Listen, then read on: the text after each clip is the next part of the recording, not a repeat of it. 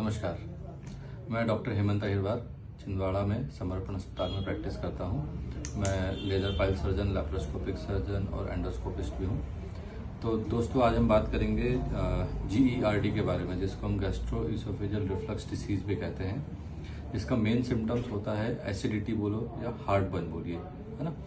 आम भाषा में इसको एसिडिटी भी बोलते हैं। ये इसके होने का मुख्य कारण है कि जो अपना आहार नली होती है उसमें दो छल्ले होते हैं। एक अपर इसोफेजियल स्फिंक्टर होता है, एक लोअर इसोफेजियल स्फिंक्टर होता है। तो GERD होने का मेन कारण होता है लोअर इसोफेजियल स्फिंक्टर का ढीला हो जाना।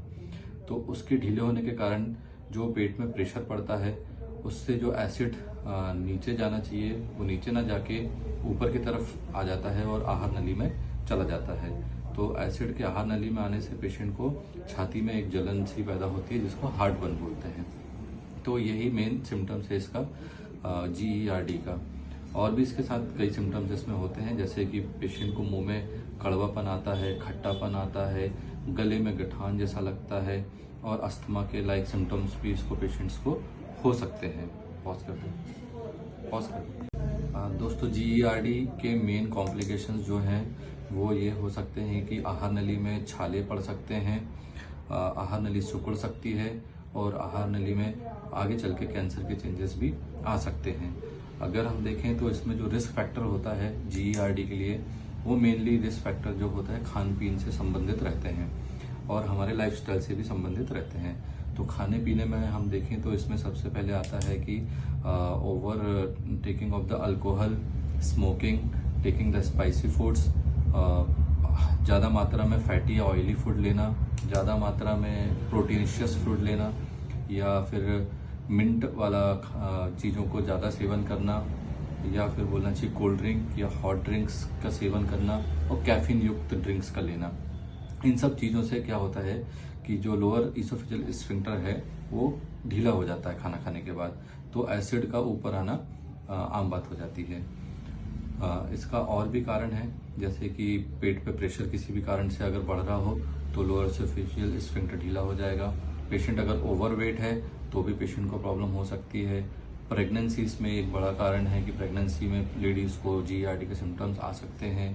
और पेशेंट की लाइफस्टाइल, अगर पेशेंट्स खाना खा के तुरंत लेट जाता है तो GERD होने की संभावना ज़्यादा हो जाती है। इसकी डायग्नोसिस अगर हम देखें तो डायग्नोसिस के लिए पेशेंट्स का एंडोस्कोपी करना ज़रूरी है, दूसरा pH मॉनिटरिंग करना ज़रूरी है, या मैनोमेट्री के थ्रू भी देखा जा सकता है, या एक एक्सरे टेक्निक होती है, इसको बेरियम सॉलो बोलते हैं, उसके थ्रू भी इसको हम डायग्नोस कर सकते हैं। तो इसका ट्रीटमेंट की बात करें तो सबसे पहले हमको लाइफस्टाइल मॉडिफिकेशन इसका ट्रीटमेंट है, जो कि पेशेंट बिना दवाइयों के इससे ठीक हो सकता है। तो लाइफस्टाइल मॉडिफिकेशन में सबसे पहले तो यही आता है कि पेशेंट को अपना वेट कम करना चाहिए। पेशेंट को हेड एंड तरफ से अपना बेड को 6 से 8 इंच करीब उठा के फिर सोना चाहिए। खाना खाने के 3 घंटे तक पेशेंट को लेटना नहीं चाहिए। खाने में पेशेंट्स को नॉर्मल टेम्परेचर का खाना लेना चाहिए, ना ज़्यादा गर्म होना चाहिए ना ज़्यादा ठंडा होना चाहिए। अगर वो गर्म पानी का सेवन करता है पेशेंट तो उसको गर्म पानी का सेवन नहीं करना है। कैफीन युक्त कोल्ड ड्रिंक या हॉट ड्रिंक्स नहीं लेना है। ज़्यादा स्पाइसी, फैटी या प्रोटीन वाली डाइट्स नहीं लेना है। मिंट वाला कोई भी पदार्थ उसको नहीं खाना है। अल्कोहल का सेवन करता हो तो बंद कर देना चाहिए। स्मोकिंग अगर करता हो तो उसको छोड़ देना चाहिए। ये सब लाइफस्टाइल के चेंजेस हैं जिसके थ्रू पेशेंट्स GERD की बीमारी से बिना दवाइयों के बच सकता है।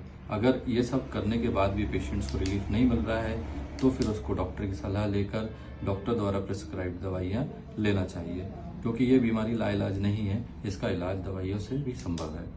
आगे मैं यही कहना चाहूँगा, अगर आप में से किसी को भी हार्ट बर्न की प्रॉब्लम है, छाती में जलन होती है, एसिडिटी होती है, बार बार डकारें आती है, अस्थमा के लाइक सिम्टम्स होते हैं आपको, या गले में भारीपन लगता है, आवाज़ मोटी हो जाती है, बार बार सलाइवा आता है, तो आपको डरने घबराने की ज़रूरत नहीं है। आप जाइए, डॉक्टर से कंसल्ट करिए। अगर डॉक्टर आपको एंडोस्कोपी की सलाह देते हैं तो एंडोस्कोपी कराइए और जो दवाई प्रिस्क्राइब करते हैं वो लीजिए और GERD से मुक्ति पाइए। धन्यवाद।